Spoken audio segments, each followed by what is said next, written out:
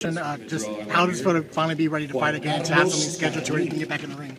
Well, it feels good after such a long layoff. You know, it's something that as a fighter, you know, we get paid to fight, so we hate these long layoffs. And you know, aside from, you know, loving to get paid to fight, I love to fight. So, you know, I'm glad that finally it's going to come true, that I have a date, and, you know, it's here in the Valley. So, I mean, I feel like all the stars aligned for me this time.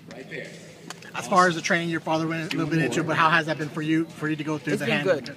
It's been good. I mean, regardless of the hand injury, we kind of know how to work around that kind of stuff now. You know, I've been plagued by injuries my whole career. I feel like we've learned to overcome those obstacles, and we always find a way to work around it. But, you know, we've been training since January, so we're pretty much just cruising right now, trying to maintain the shape the shape and conditioning and everything we've acquired throughout this whole time of training, and we just work around the injuries. Thank you.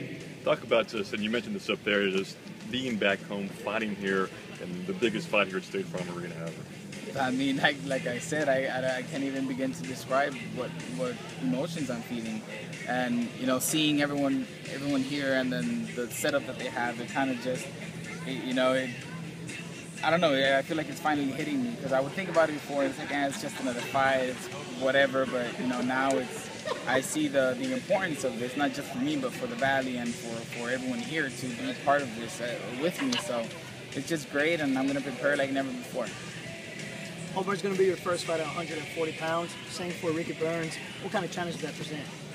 I feel like it's not going to be a challenge. That's a part. Like, I'm excited to fight at 140 to see how my body's going to feel. You know, I think I have had a fight at 140 before, and that fight ended in 47 seconds. So, you know, I imagine I'm gonna feel great. It's gonna be awesome, and I'm gonna be 100%.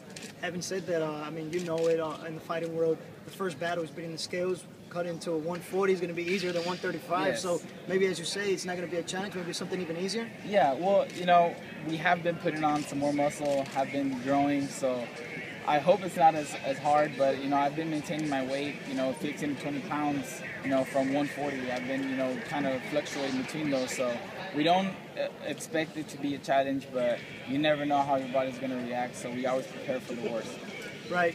Fighting back at home since at State Farm Arena for the first time since 2011. You know, your dad was out there speaking about, you know, he dreamed this a long time ago, and now it's happening. Just talk about how emotional it is, man. You know, excitement about it. Well, we're trying not to be as, you know, too emotional, not trying to let it get to us, but we're trying to keep our composure.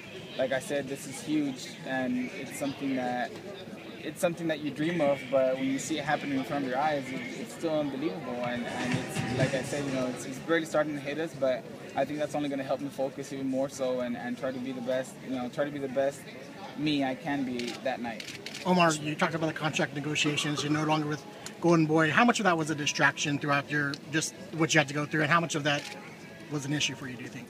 Well, I think it was more of a distraction in the sense that, you know, we couldn't really get a date settled because we didn't know what Golden Boy was going to do, and we didn't know what Al Heyman was planning to do, so we were kind of just in limbo for a while.